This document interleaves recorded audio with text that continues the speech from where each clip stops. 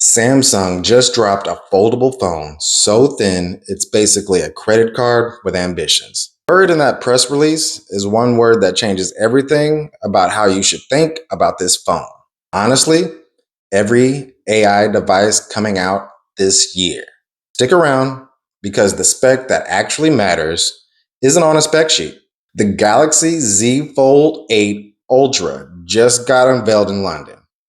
The first ever ultra foldable, 4.1 millimeters thin, genuinely impressive piece of hardware.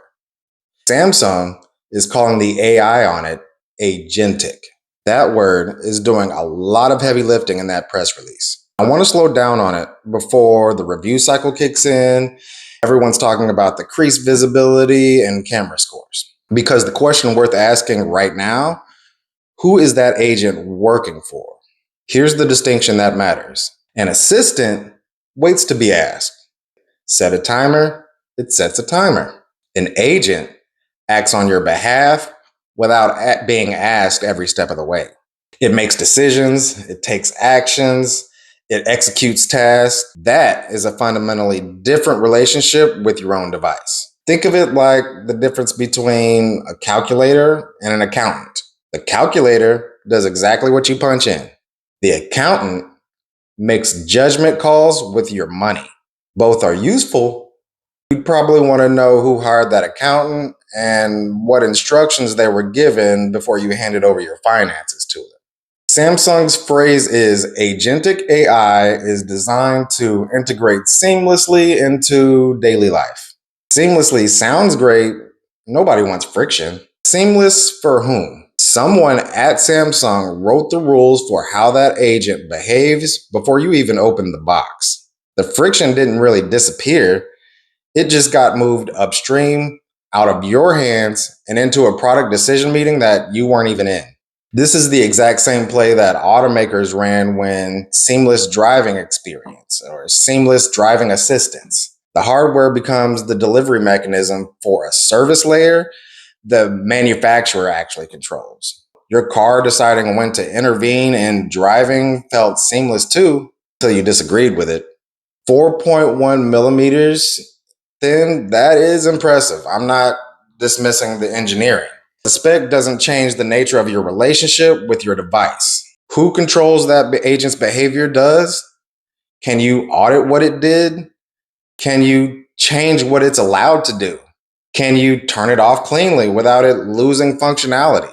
Those are the questions that determine whether this tool is something that you want to own or a service that you're actually enrolled in.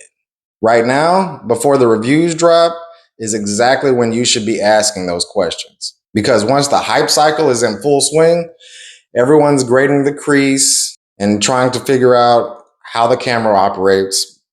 Before the wave of review hits, do one thing.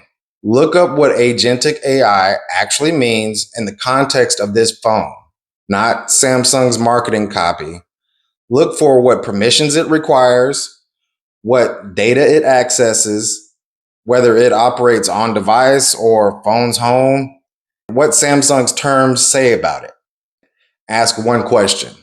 Does this phone do what I want or what Samsung decided I want?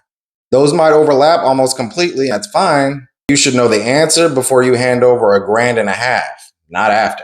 Look, I'm not here to tell you that the Fold 8 Ultra is a bad phone. The hardware looks genuinely excellent. I am impressed. I love it. I'm an Android user myself. The most important decisions about your next device aren't going to be made at the spec sheet level. They're going to be made at the policy level. That's exactly the kind of thing worth knowing before you're already in that ecosystem. If this kind of thinking is useful to you, cutting through the launch cycle noise, maybe asking the questions that actually matter, subscribe, because this is what the Davis Brief does every week. Drop a comment. Are you excited about the agentic AI on phones, or is it something that gives you a little bit of pause? I read these comments. I read every one of them. If you want to go deeper on how AI tools can be reshaping your business or your workflow, reach out to me, send me a DM, shoot me an email. My info is in the bio. This is the Davis Brief. I'm Aaron Davis. Have a good afternoon.